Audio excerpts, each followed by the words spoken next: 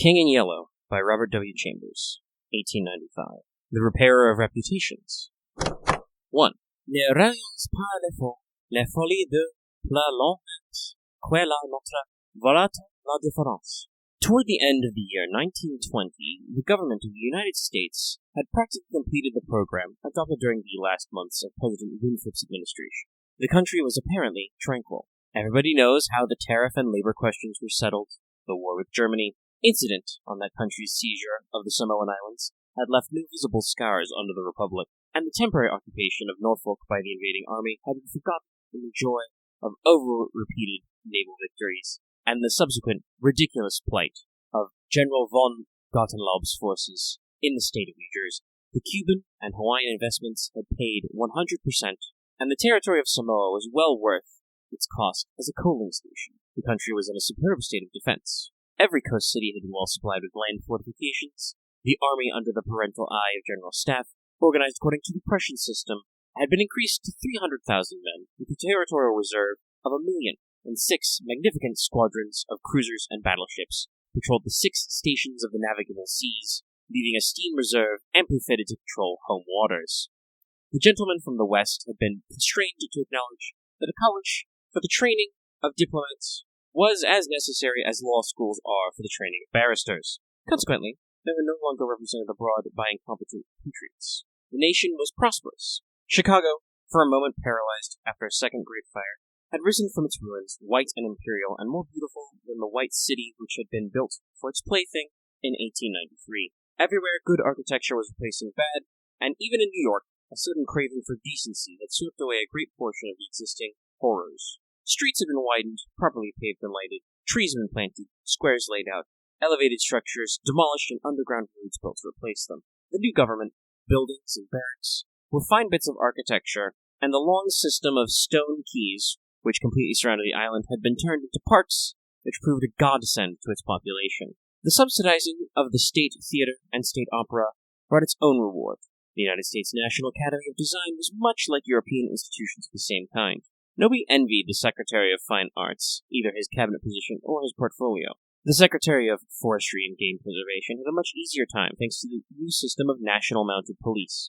We had profited well by the latest treaties with France and England. The exclusion of foreign-born Jews as a measure of self-preservation, and the settlement of new independent Negro state of Suwannee, the checking of immigration, the new laws concerning naturalization, and the gradual centralization of power in the executive all contributed to national common prosperity. When the government solved the Indian problem, and squadrons of Indian cavalry scouts in native costume were substituted for the pitiable organizations tracked to the tail of skeletonized regiments by a former Secretary of War, the nation drew a long sigh of relief when, after the colossal Congress of Religions, bigotry and intolerance were laid in their graves, and kindness and charity began to draw warring sects together. Many thought the millennium had arrived, at least in the New World, which, after all, is a world by itself. But self-preservation is the first law, and the United States had to look on in helpless sorrow as Germany, Italy, Spain, and Belgium writhed in the throes of anarchy, while Russia, watching from the Caucasus, stooped and bound them one by one. In the city of New York, the summer of 1899 was signaled by the dismantling of the elevated railroads. The summer of 1900 will live in the memories of New York people for many a cycle. The Dodge statue was removed that year. In the following winter began the agitation for the repeal of laws prohibiting suicide, which bore its final fruit in the month of April 1920, when the first government lethal chamber was opened on Washington Square. I had walked down that day from Dr. Archer's house on Madison Avenue, where I had been as a mere formality. Ever since that fall from my horse, 4 years before, I had been troubled at times with pains in the back of my head and neck, but for now, not for months, I had been absent. The doctor sent me away that day, saying there was nothing more to be cured in me. It was hardly worth his fee to be told that, I knew it myself. Still, I did not grudge him the money. What I minded was the mistake which he made at the first. When they picked me up from the pavement where I lay unconscious, somebody had mercifully sent a bullet through my horse's head. I was carried to Dr. Archer, and he, pronouncing my brain affected, placed me in his private asylum, where I was obliged to endure treatment for insanity. At last he decided that I was well, and I, knowing that my mind had always been as sound as his, if not sounder, paid my tuition, as he jokingly called it, and left. I told him, smiling, that I would get even with him for his mistake, and he laughed heartily and asked me to call on him once in a while. I did so, hoping for a chance to even up accounts, but he gave me none, and I told him I would wait.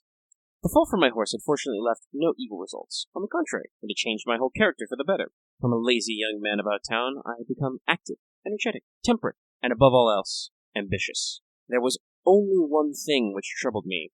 I laughed at my own uneasiness, and yet it troubled me. During my convalescence, I had bought and read for the first time The King in Yellow. I remember after finishing the first act, it occurred to me that I had better stop. I started up and flung the book into the fireplace. The volume struck the barreled grate and fell open on the hearth in the firelight. If I had not caught a glimpse of the opening words in the second act, I should never have finished it. But as I stooped to pick it up, my eyes became riveted to the open page, and with a cry of terror, or perhaps it was joy so poignant that I suffered in every nerve, I snatched the thing out of the coals and crept shrieking to my bedroom, where I read it and reread it, and wept and laughed and trembled with a horror which at times assails me yet. That is the thing that troubles me, for I cannot forget Carcosa, where black stars hang in the heavens, where the shadows of men's thoughts lengthen in the afternoon when the twin suns sink into the lake of Hali, and my mind will bear forever the memory of the pallid mask. I pray God will curse the writer, as the writer has cursed the world with this beautiful, stupendous creation, terrible in its simplicity, irresistible in its truth, a world which now trembles before the King in Yellow. When the French government seized the translated copies which had just arrived in Paris, London, of course, I became eager to read it. It is known well how the book spread like an infectious disease, from city to city, from continent to continent, like an infectious disease. Barred out here, confiscated there, denounced by press and pulpit, censored even by the most advanced of literary anarchists. No definite principles have been violated in those wicked pages, no doctrine promulgated, no convictions outraged. It could not be judged by any known standard. Yet, although it was acknowledged that the supreme note of art had been struck in The King in Yellow, all felt human nature could not bear the strain, nor thrive on words in which the essence of purest poison lurked. The very banality and innocence of the first act only allowed the blow to fall afterward with more awful effect. It was, I remember, the 13th of April, 1920, that the first government lethal chamber was established on the south side of Washington Square, between Wooster Street and South Fifth Avenue. The block, which had formerly consisted of a lot of shabby old buildings used as cafes and restaurants for foreigners, had been acquired by the government in the winter of 1898. The French and Italian cafes and restaurants were torn down. The whole block was enclosed by gilded iron railing, and converted into a lovely garden with lawns, flowers, fountains. In the center of the garden stood a small white building, severely classical in architecture, and surrounded by thickets of flowers. 6 iconic columns supported the roof, and the single door was of bronze. A splendid marble group of Fates stood before the door, the work of a young American sculptor, Boris Yvain, who had died in Paris when only 23 years old. The inauguration ceremonies were in progress as I crossed University Place and entered the square. I threaded my way through the silent throngs of spectators, but was stopped at 4th Street by a cordon of police. A regiment of United States Lancers were drawn up in a hollow square around the lethal chamber. On raised tribune facing Washington Park stood the governor of New York, and behind him were grouped the mayor of New York and Brooklyn, the inspector general of police, the commandant of state troops, Colonel Livingston, military aide to the President of the United States, General Blount, commanding at Governor's Island, Major General Hamilton, commanding the garrison of New York and Brooklyn, Admiral Buffby of the Fleet of the North River, Surgeon General Lansford, the staff of the National Free Hospital, Senators Wise and Franklin of New York, and the Commissioner of Public Works. The tribune was surrounded by a squadron of hussars of the National Guard. The governor was finishing his reply to the short speech of the Surgeon General. I heard him say, "The laws prohibiting suicide and providing punishment for any attempt at self-destruction have been repealed. The government has seen fit to acknowledge the right of man to end an existence which may have become intolerable to him through physical suffering or mental despair. It is believed the community will be benefited by the removal of such people from their midst. Since the passage of this law, the number of suicides in the United States has not increased. Now the government has determined to establish a lethal chamber in every city, town, and village in the country. It remains to be seen whether or not that class of human creatures from whom the desponding ranks of new victims of self-destruction fall daily will accept the relief thus provided." He paused and turned to the white lethal chamber. The silence in the crowd was absolute. There a painless death awaits him who can no longer bear the sorrows of this life. If death is welcome, let him seek it there. Then, quickly turning to the military aides of the president's household, he said, I declare the lethal chamber open. And again, facing the vast crowd, he cried in a clear voice, Citizens of New York and the United States of America, through me, the government declares the lethal chambers to be open. The solemn hush was broken by a sharp cry of command. The squadron of hussars filled the governor's carriage, and lancers wheeled and formed along Fifth Avenue to wait for the commandant of the garrison, and the mounted police followed him. I left the crowd to gape and stare at the white marble death chamber, and, crossing South Fifth Avenue, walked along the western side of that thoroughfare to Bleecker Street. Then I turned to the right and stopped before a dingy shop which bore the sign, Hawberk, Armorer. I glanced in at the doorway and saw Hawberk busy with his little shop at the end of the hall. He looked up, and, catching sight of me, cried in his deep, hearty voice, Come in, Mr. Castaigne! Constance, his daughter, rose to meet me as I crossed the threshold, and held out her pretty hand. But I saw the blush of disappointment on her cheeks, and knew that it was another Castaigne she had expected, my cousin, Louis. I smiled at her confusion and complimented her on the banner she was embroidering from a colored plate. Old Hawberk sat riveting the worn greaves of some ancient suit of armor, and the ting, ting, ting of his little hammer sounded pleasantly in the quaint shop.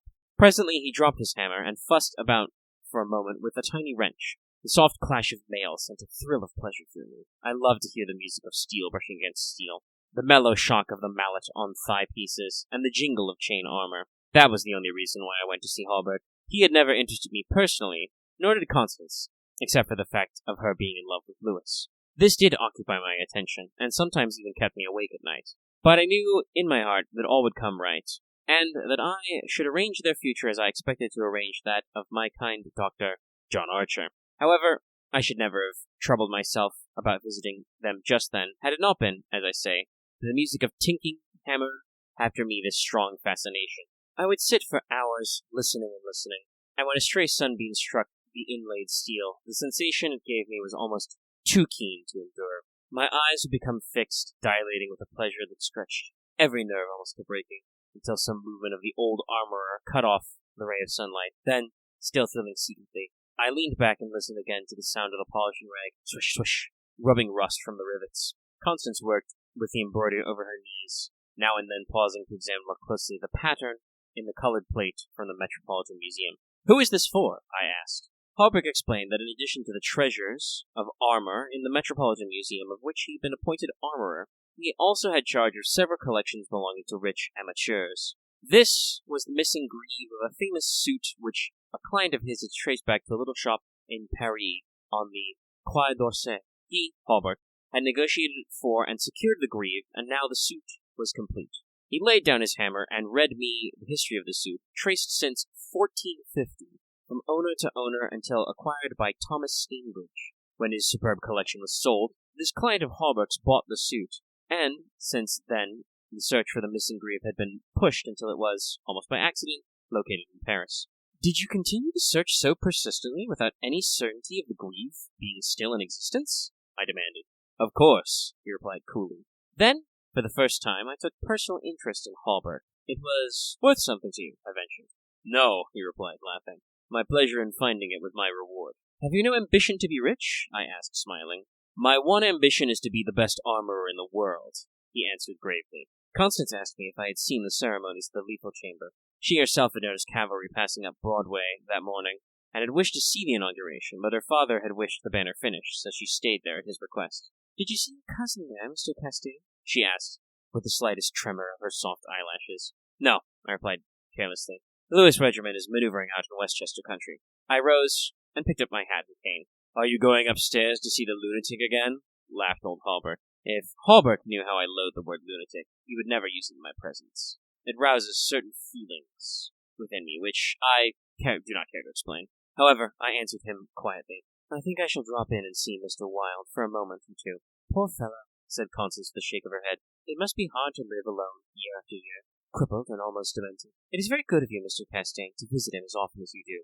I think he is vicious, observed Hawberk, beginning again with his hammer. I listened to the golden tinkle of the greave plates, and when he had finished I replied, No, he is not vicious, nor is he in the least demented. His mind is A wonder chamber from which you can extract treasures that you and I would give years of our life to acquire.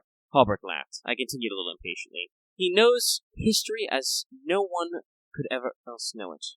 Nothing, however trivial, escapes his search, and his memory is absolute, so precise in details that were it known in New York that such a man existed, people could not honor him enough. Nonsense, muttered Hallbrook, searching on the floor for a fallen river. It is nonsense, I asked, managing to express what I felt. Is it nonsense when he says the tassets and the cuissards of the enameled suit of armor currently known as the Prince's Emblazoned can be found among a mass of rusty theatrical properties, broken stoves, and rag-pickers' refuse in a garret in Pell Street?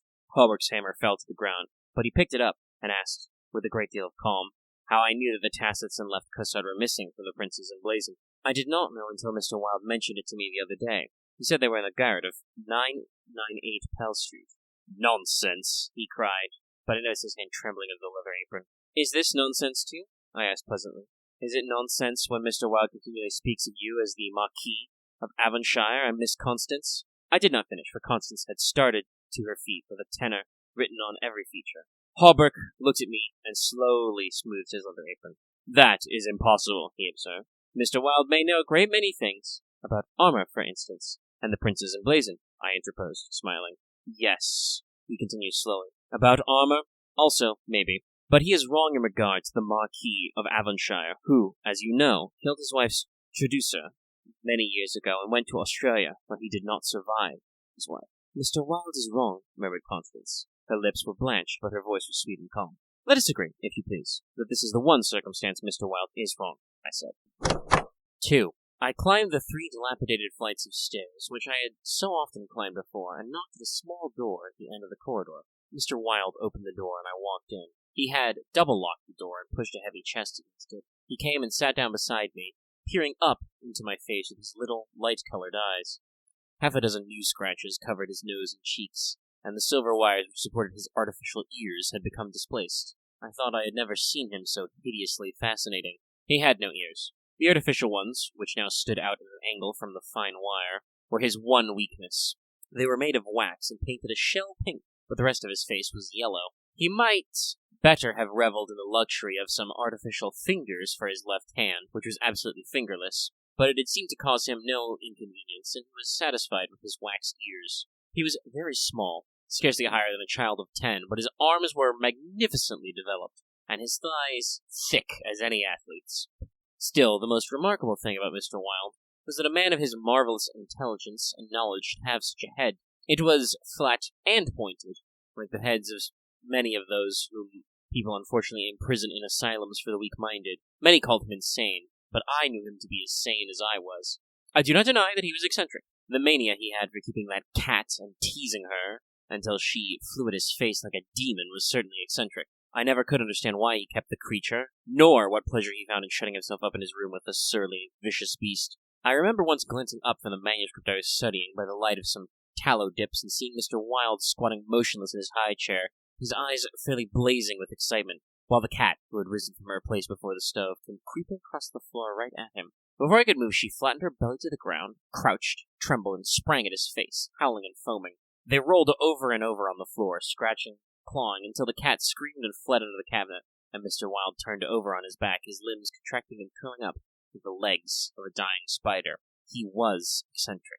Mr. Wilde had climbed up into his high chair, after studying my face, picked up a dog-eared ledger and opened it. Henry B. Matthews, he read, bookkeeper, the Weissert & Company, dealers in church ornaments, called April 3rd, reputation damaged on the racetrack, known as a welcher, reputation to be repaired by August 1st. Retainer, $5.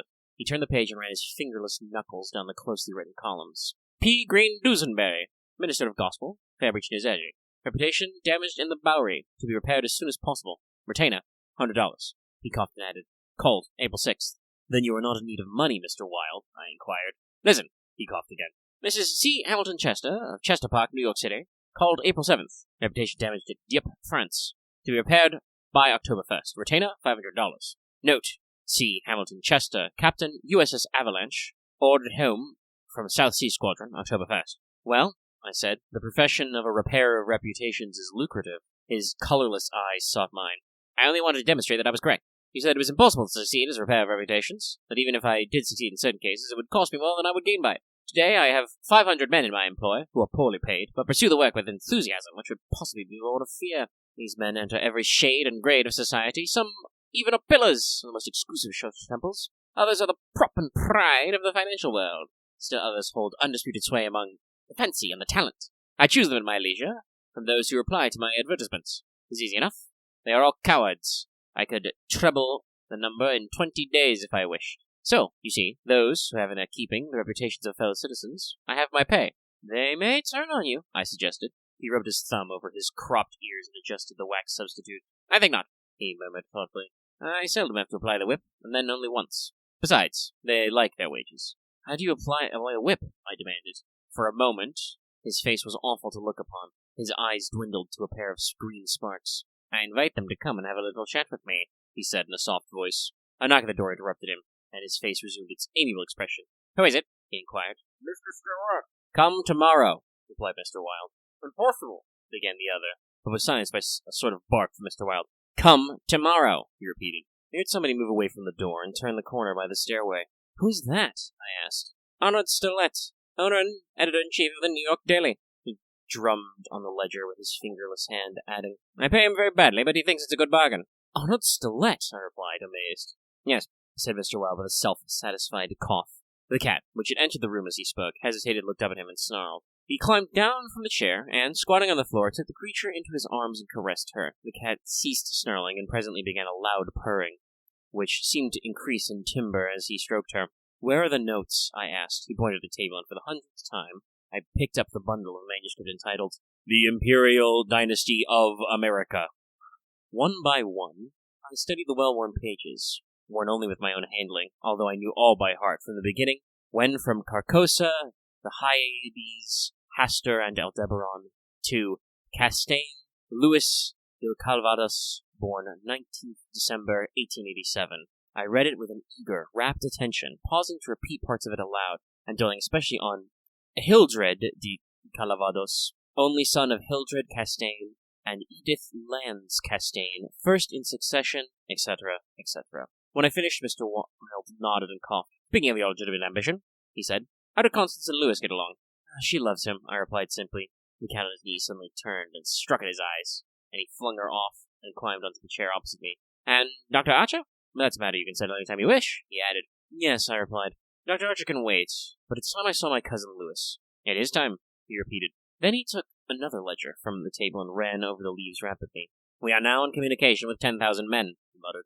They can count on 100,000 within the first 28 hours, and 48 hours the state will rise en masse. The country follows the state, and the portion that will not, California and the Northwest, might better have never been inhabited. I shall not send them the yellow sign. The blood rushed to my head, but I only answered, a new broom sweeps clean. The ambition of Caesar and Napoleon pales before that which could not rest until it had seized the minds of men and controlled even their unborn thoughts, said Mr. Wilde.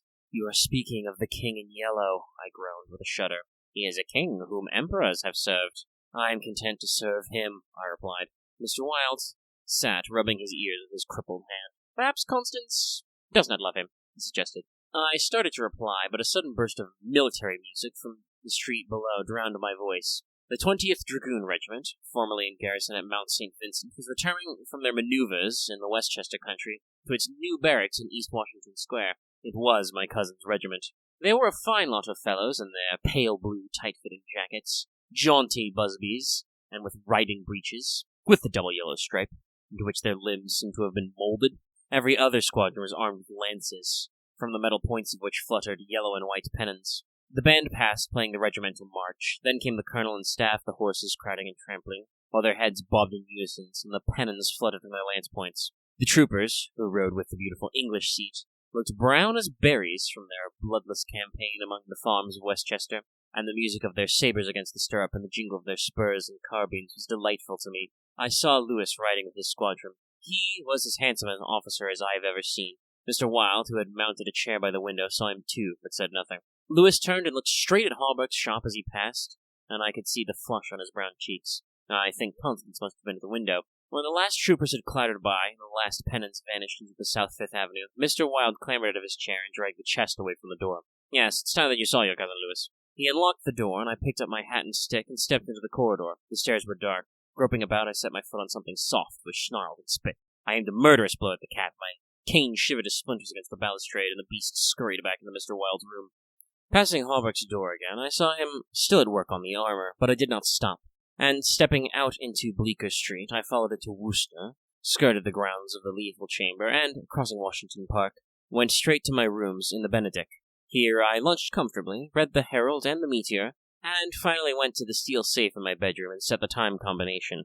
The 3 3/4 minutes, which it was necessary to wait, while the time lock is opening, are, to me, golden moments. From the instant I set the combination to the moment when I grasp the knobs and swing back the solid steel doors, I live in an ecstasy of expectation. These moments must be like moments passed in paradise. I know what I am to find at the end of the time limit. I know what the massive safe holds secure for me alone. The exquisite pleasure of waiting is hardly enhanced when the safe opens and I lift from its velvet crown a diadem of purest gold, blazing with diamonds. I do this every day, and yet the joy of waiting and at last touching again the diadem only seems to increase as the days pass. Is a diadem fit for a king among kings, an emperor among emperors? The king in yellow might scorn it, but it shall be worn by his royal servant. I held it in my arms until the alarm on the safe rang harshly, and then tenderly, proudly, I replaced it and shut the steel doors. I walked slowly back into my study, which faces Washington Square, and leaned on the windowsill. The afternoon sun poured into my windows, and a gentle breeze stirred the branches of the elms and maples in the park, not covered with buds and tender foliage. A flock of pigeons circled around the tower to the memorial church, sometimes alighting on the purple-tiled roof, sometimes wheeling downwards to the lotus fountain in front of the marble arch. The gardeners were busy with the flower beds around the fountain, and the freshly turned earth smelled sweet and spicy. A lawn-mower, drawn by a fat white horse, clinked across the greensward, and watering carts poured showers of spray over the asphalt drives. Around the statue of Peter Stuyvesant, which in 1906 had been replaced the monstrosity supposed to represent Garibaldi, children played in the spring sunshine, and nurse girls wheeled elaborate baby carriages with reckless disregard for the pasty-faced occupants, which could probably be explained by the presence of half a dozen trim dragoon troopers languidly lolling on the benches. Through the trees, the Washington Memorial Arch glistened like silver in the sunshine, and beyond, on the eastern extremity of the square, the gray-stone barracks of the dragoons and the white granite artillery stables were alive with color and motion. I looked at the Lethal Chamber on the corner of the opposite square. A few curious people still lingered around the gilded iron railing, but inside the grounds, the paths were deserted. I watched the fountains ripple and sparkle. The sparrows had already found this new bathing nook, and the basins were crowded with the dusty, feathered little things. 2 or 3 white peacocks picked their way across the lawns, and a drab-colored pigeon sat motionless on the arm of one of the fates that had seemed to become part of the cultured stone. As I was turning carelessly away, a slight commotion in the group of curious loiters around the gates attracted my attention.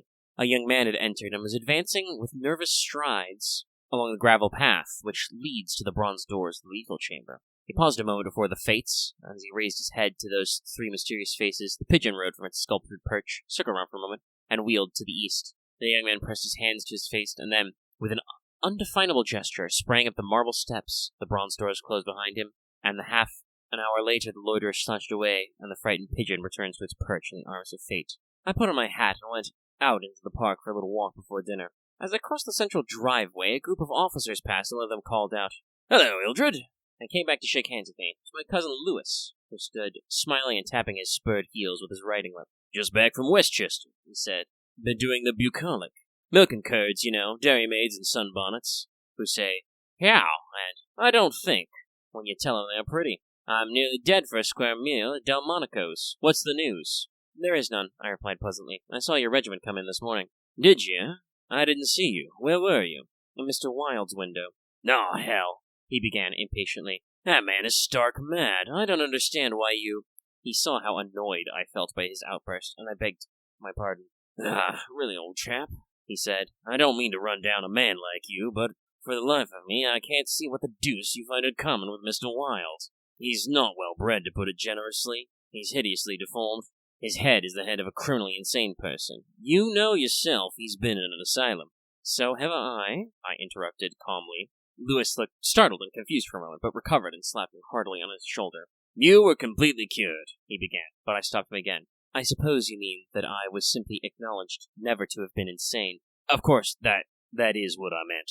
He laughed. I disliked his laugh because I knew it was forced, but I nodded gaily and asked him where he was going. Lewis looked after his brother officers, who had now almost reached Broadway. We had intended to sample a Brunswick cocktail, but, to tell you the truth, I was anxious for an excuse to go and see Hallberg instead.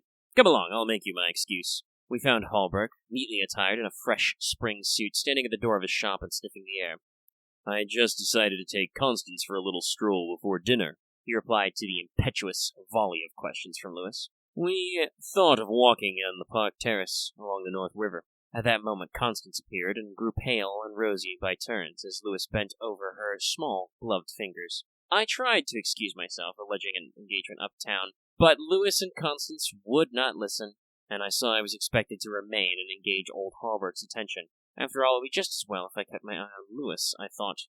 And when they held the Spring Street electric car, I got after them and took my seat beside the armorer. The beautiful line of parks and granite terraces overlooking the wharves of the North River, which were built in 1910 and finished in the autumn of 1917, had become one of those popular promenades in the metropolis.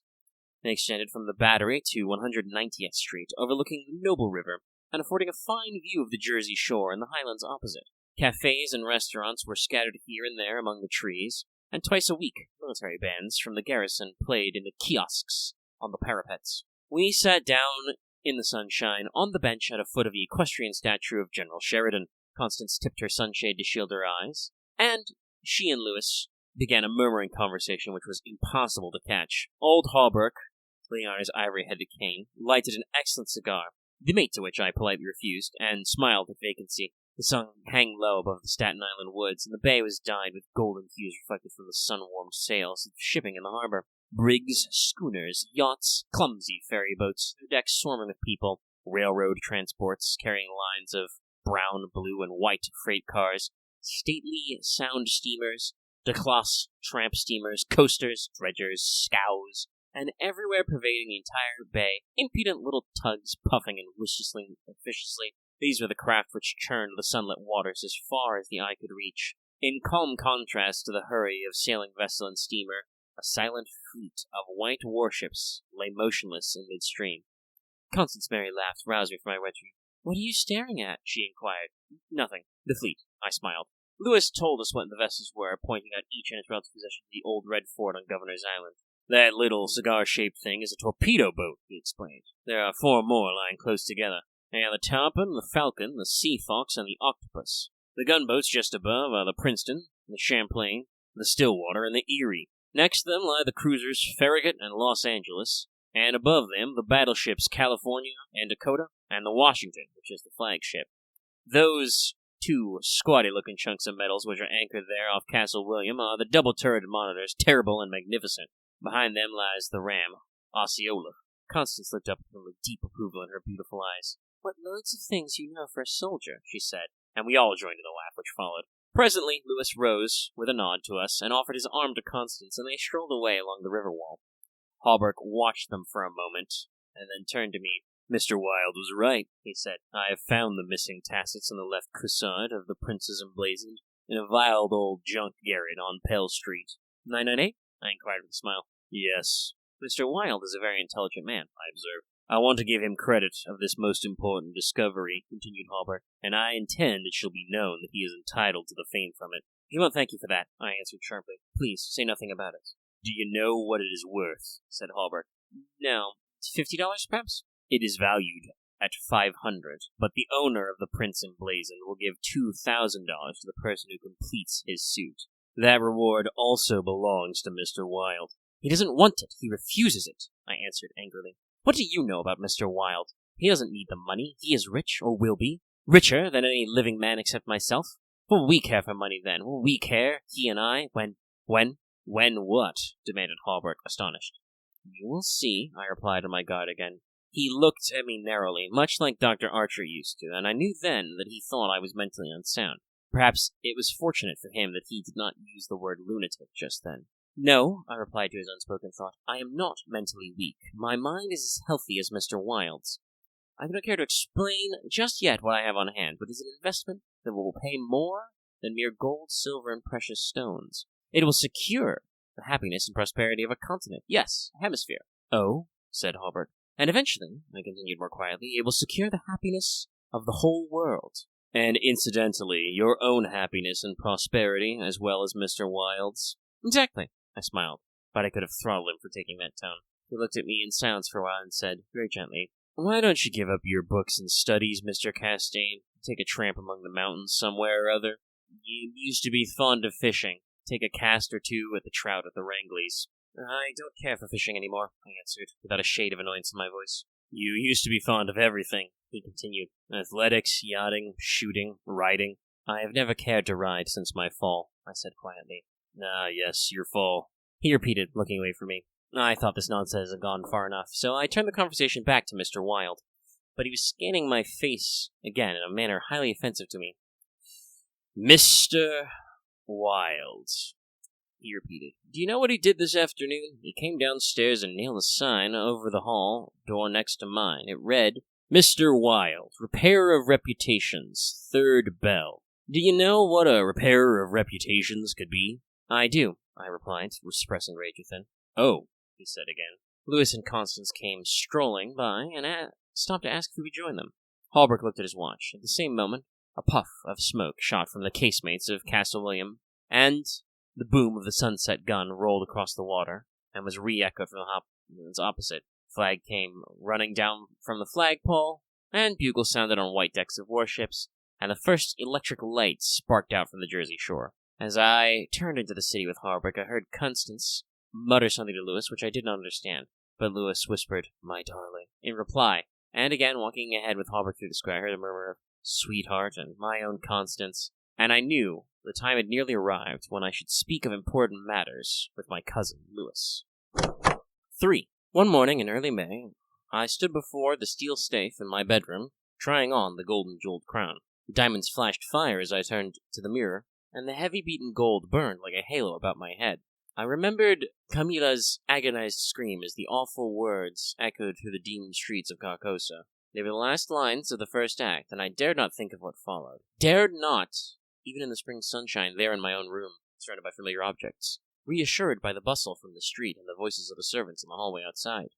For those poisoned words had dropped slowly into my heart, as death sweat drops upon a bedsheet and is absorbed. Trembling, I put the diadem from my head and wiped my forehead. But I thought of Hastur and of my own rightful ambition, and I remembered Mr. Wilde as I had left him, his face all torn and bloody from the claws of that devil's creature, and what he said. What he said. The alarm bell in the safe began to whir harshly, and I knew my time was up, but I would not heed it.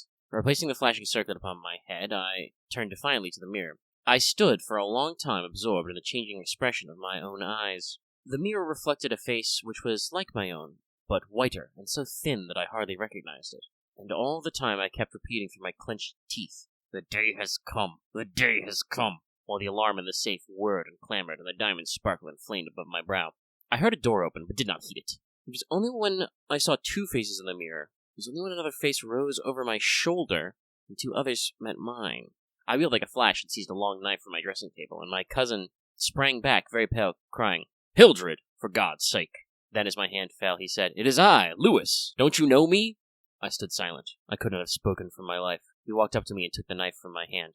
What is all this? He inquired in a gentle voice. Are you ill? No, I replied, but I doubt if you heard me. Come, old fellow, he cried. Take off that brass crown and toddle into the study. Are you going to a masquerade? What's all this theatrical tinsel, anyway? I was glad he thought the crown was made of brass and paste. Yet I didn't like him any better for thinking so. I let him take it from my hand, knowing it was best to humor him. He tossed the splendid diadem in the air, and, catching it, turned to me, smiling. It's dear at 50 cents, he said.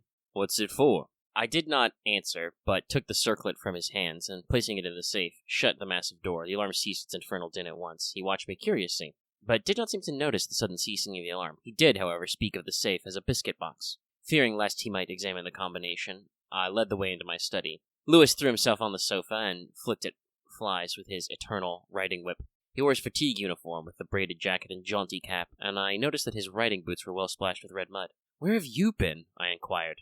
Jumping mud creeks in Jersey, he said. I haven't had time to change yet. I was rather in a hurry to see you.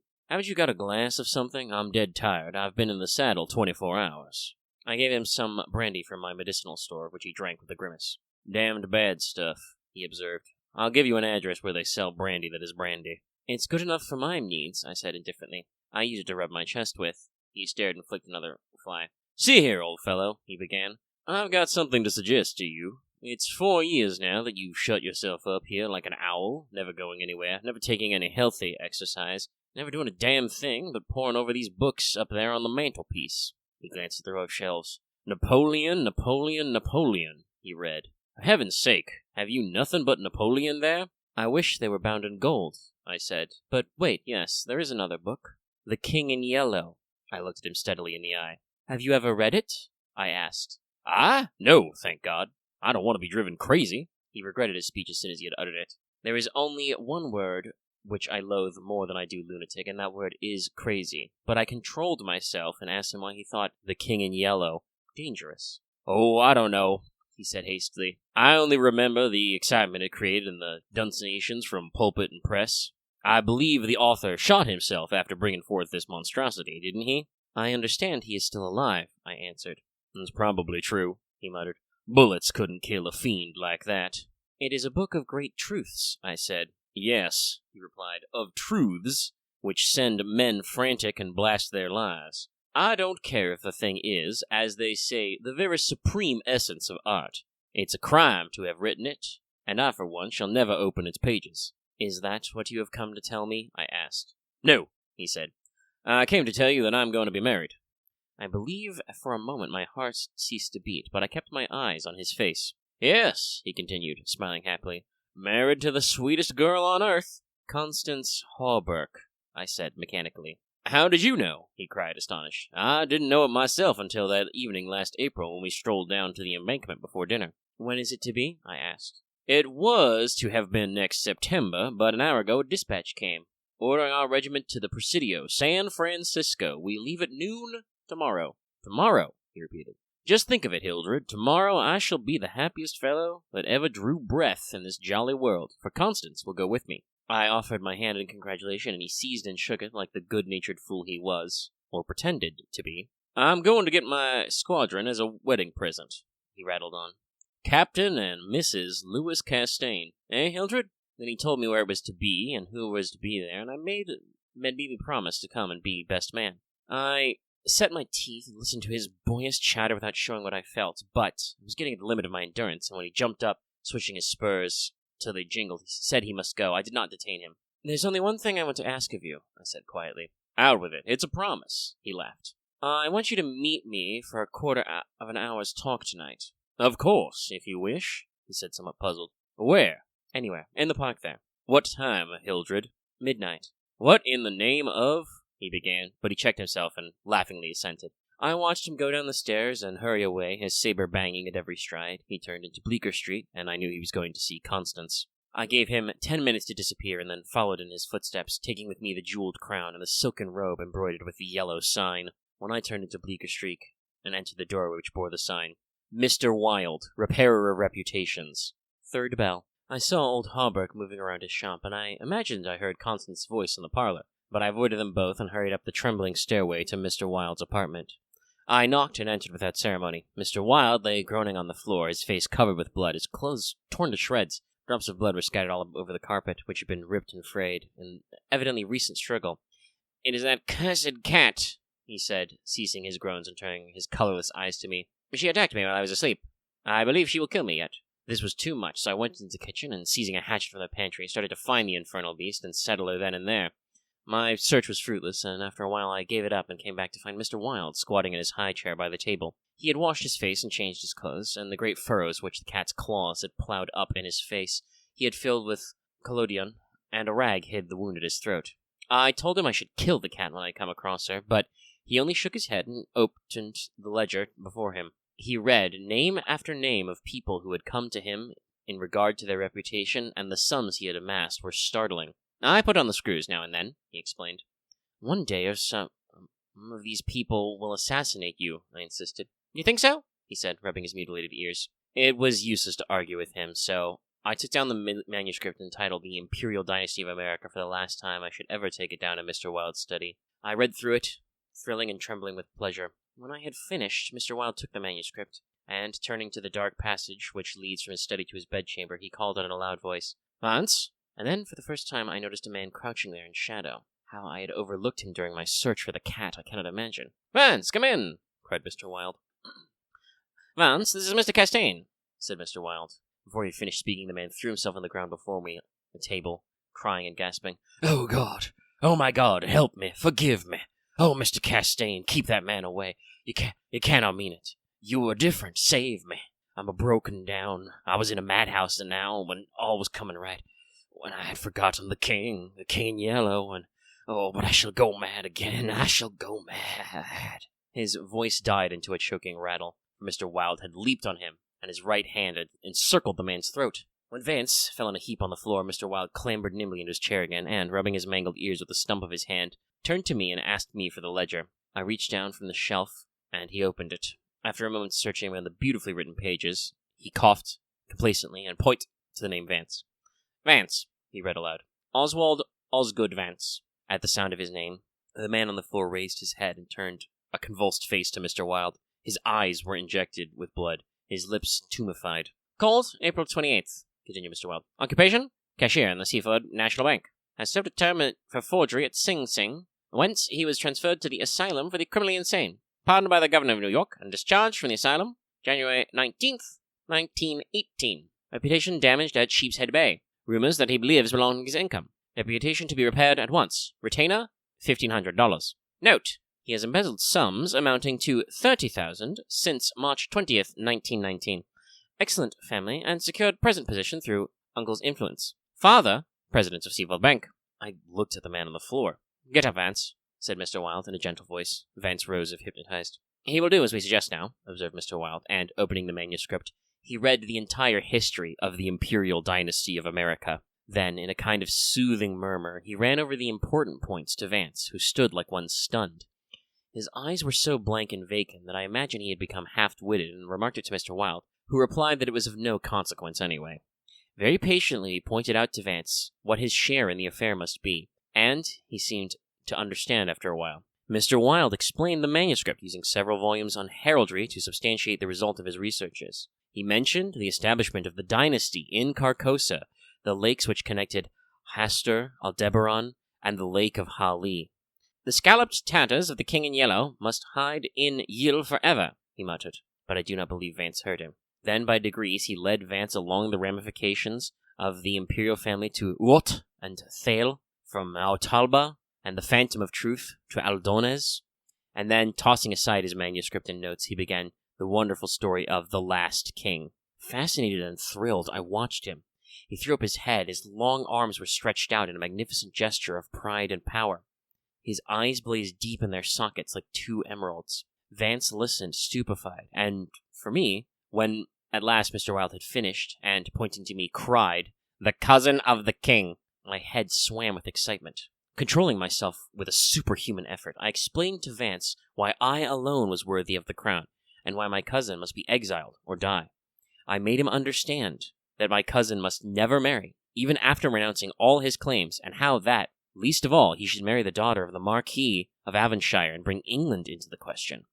I showed him a list of thousands of names which Mr. Wilde had drawn up. Every man whose name was there had received the yellow sign, which no living human being dared disregard. The city, the state, the whole land were ready to rise and tremble before the pallid mask. The time had come. The people should know the son of Hastur, and the whole world bow to the black stars which hang over the sky in Carcosa. Vance leaned on the table, his head buried in his hands. Mr. Wilde drew a rough sketch on the margin of yesterday's Herald with a bit of lead pencil. It was a plan of Hawberk's rooms. Then he wrote out the order and affixed a seal, and, shaking like a palsied man, I signed my first writ of execution with the name Hildred Rex. Mr. Wilde clambered to the floor, and, unlocking the cabinet, took a long square box from the first shelf. This he brought to the table and opened. A new knife lay in the tissue paper inside, and I picked it up and handed it to Vance, along with the order and the plan of Hawberk's apartment. Then Mr. Wilde told Vance he could go, and he went, shambling like an outcast of the slums. I sat for a while, watching the daylight fade behind the square tower of the Judson Memorial Church, and, finally, gathering up the manuscript and notes, took my hat and started for the door. Mr. Wilde watched me in silence. When I had stepped into the hall, I looked back. Mr. Wilde's small eyes were still fixed on me. Behind him, the shadows gathered in the fading light. Then I closed the door behind me and went out into darkening streets. I had eaten nothing since breakfast, but I was not hungry. A wretched, half-starved creature who was looking across the street at the lethal chamber noticed me and came up to me to tell a tale of misery. I gave him money, I don't know why, and he went away without thanking me. An hour later, another outcast approached and whined his story. I had a blank bit of paper in my pocket, on which was traced the yellow sign, and I handed it to him. He looked at it stupidly for a moment, and then, with an uncertain glance at me, folded it with what seemed to me exaggerated care, and placed it in his bosom. The electric lights were sparkling among the trees, and the new moon shone in the sky above the lethal chamber. It was tiresome waiting in the square. I wandered from the Marble Arch to the artillery stables, and back again to the lotus fountain. The flowers and grass exhaled a fragrance which troubled me. The jet of the fountain drops reminded me of the tinkle of chainmail in Hawberk's shop, but it was not so fascinating, and the dull sparkle of moonlight on the water brought me no such sensations of exquisite pleasure as when the sunshine played over the polished steel of a corselet on Hawberk's knee. I watched the bats darting and turning above the water plants in the fountain basin, but their rapid, jerky flight sent my nerves on edge, and I went away again to aimlessly walk to and fro among the trees. The artillery stables were dark, but in the cavalry barracks the officers' windows were brilliantly lighted, and the Sallyport was constantly filled with troopers in fatigues carrying straw and harness and baskets filled with tin dishes. Twice, the mounted sentry at the gates was changed while I wandered up and down the asphalt walk. I looked at my watch. It was nearly time. The lights in the barracks went out one by one. The barred gate was closed, and every minute or two an officer passed in through the side wicket, leaving a rattle of accoutrements and a jingle of spurs on the night air. The square had become very silent. The last homeless loiterer had been driven away by the grey-coated park policeman. The car tracks along Wooster Street were deserted, and the only sound which broke the stillness was the stamping of the sentry horses and the ring of his saber on the saddle's pommel. In the barracks, the officers' quarters were still lighted, and military servants passed and repassed before the bay windows. 12 o'clock sounded from the spire of St. Francis Xavier, and the last stroke of the sad-toned bell, a figure passed through the portcullis, returned the salute of the sentry, and, crossing the street, entered the square and advanced towards the Benedict apartment house. "Lewis," I called. The man pivoted on his spurred heels and came straight towards me. "Is that you, Hildred?" "Yes, you are on time." I took his offered hand, and we strolled towards the lethal chamber. He rattled on about his wedding and the graces of Constance and their future prospects, calling my attention to his captain's shoulder straps and the triple gold arabesque on his sleeve and fatigue cap. I believe I listened as much to the music of his spurs and saber as I did to his boyish babble, and at last we stood under the elms on 4th Street corner of the square opposite the lethal chamber. Then he laughed and asked me what I wanted with him. I motioned him to sit on a bench under the electric light and sat down beside him. He looked at me curiously, with that same searching glance which I hate and fear so in doctors. I felt the insult of his look, but he did not know it, and I carefully concealed my feelings. "Well, old chap, what can I do for you?" he inquired. I drew from my pocket the manuscript and notes of the Imperial Dynasty of America, and, looking him in the eye, said, "I will tell you. On your word as a soldier, promise me to read this manuscript from beginning to end, without asking me a question. Promise me to read these notes in the same way, and then promise me to listen to what I have to tell later." "I promise if you wish it," he said pleasantly. "Give me the paper, Hildred." He began to read, raising his eyebrows in a puzzled, whimsical air which made me tremble with suppressed anger. As he advanced, his eyebrows contracted, and his lips seemed to form the word rubbish. Then he looked slightly bored, but apparently for my sake read, with an attempt at interest which presently ceased to be an effort. He started when, in the closely written pages, he came to his own name, and when he came to mine, he lowered the paper and looked sharply at me for a moment. But he kept his word and resumed reading, and I let the half-formed question die on his lips unanswered. When he came to the end and read the signature of Mr. Wilde, he folded up the paper carefully and returned it to me. I handed him the notes, and he settled back, pushing his fatigue cap up his forehead with a boyish gesture which I remembered so well in school. I watched his face as he read, and when he finished the notes with the manuscript and placed them in my pocket. Then I unfolded a scroll marked with the yellow sign. He saw the sign, but did not seem to recognize it, and I called his attention to it somewhat sharply. Well, he said, I see it. What is it? It is the yellow sign, I said angrily. Oh, that's it, is it? Said Dr. Lewis in that flattering voice which Dr. Archer used to employ with me, and probably would have employed again had I not settled his affair for him. I kept my rage down and answered as steadily as possible. Listen, have you engaged your word?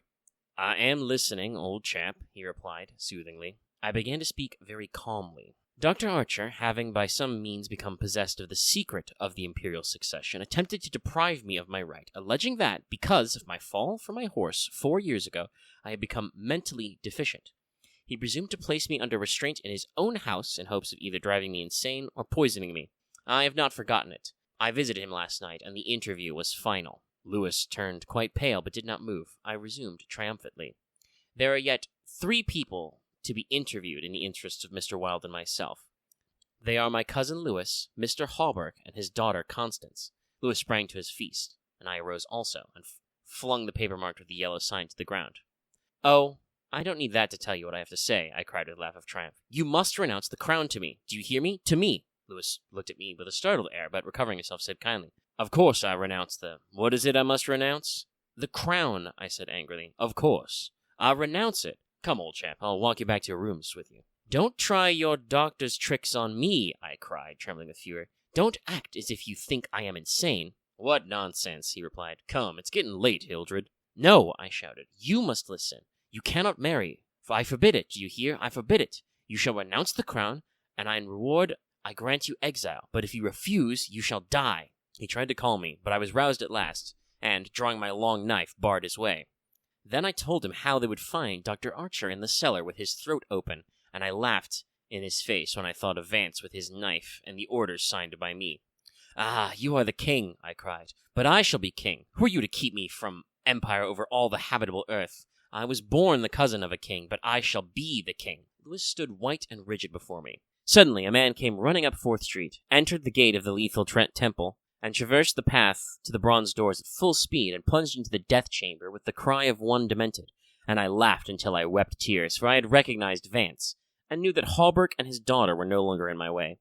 Go, I cried to Lewis. You have ceased to be a Manus. You will never marry Constance now, and if you marry anyone else in your exile, I will visit you as I did my doctor last night. Mr. Wilde takes charge of you tomorrow. Then I turned and darted into the South 5th Avenue, and with a cry of terror, Lewis dropped his belt and saber and followed me like the wind. I heard him close behind me at the corner of Bleecker Street, and I dashed into the doorway under Hawberk's sign. He cried, Halt, or I'll fire! But that's when I flew up the stairs and left Hawberk shocked below. He left me, and I heard him hammering and shouting at their door as though it were possible to arouse the dead. Mr. Wilde's door was open, and I entered, crying, It is done! It is done! Let the nations rise and look upon their king! But I could not find Mr. Wilde. So I went to the cabinet and took down the splendid diadem from its case. Then I drew on the white silk robe, embroidered with the yellow sign, and placed the crown upon my head. At last I was king. King in my right in Hastur. King because I knew the mystery of the Hyades, and in my mind and sounded the depths of the Lake Hali. I was king. The first grey pencilings of dawn would raise a tempest which would shake 2 hemispheres. Then, as I stood, my every nerve pitched to the highest tension, faint with joy and splendor of my thought, without, in the dark passage, a man groaned. I seized the tallow dip and sprang to the door. The cat passed me like a demon, and the tallow dip went out. But my long knife flew swifter than she. I heard her screech, and I knew that my knife had found her. For a moment I listened to her tumbling and thumping about in the darkness, and then, with her frenzy ceased, I lighted a lamp and raised it over my head. Mr. Wilde lay on the floor with his throat torn open. At first I thought he was dead, but as I looked, a green sparkle came into his sunken eyes, his mutilated hand trembled, and then spasm stretched his mouth from ear to ear. For a moment my terror died and gave place to hope, but as I bent over him, his eyeballs rolled clean around in his head, and he died. Then, while I stood transfixed with rage and despair, seeing my crown, my empire, every hope, every ambition, my very life laying prostrate there with the dead master, they came, seized me from behind, and bound me until my veins stood out like cords and my voice failed with paroxysms of my frenzied screams. But still I raged, bleeding and infuriated. Among them, and more than one policeman, felt my sharp teeth. Then, when I could no longer move, they came nearer. I saw behind him Old Hawberk, and behind him, Cousin Lewis's ghastly face, and farther away, in the corner, a woman, Constance, weeping softly. "Ah, I see now," I shrieked. "You have seized the throne of the Empire. Woe, woe to you who are crowned with the crown of the King in Yellow." Editor's note. Mr. Castaigne died yesterday in the asylum for the criminally insane. This has been The Repairer of Reputations by Robert W. Chambers.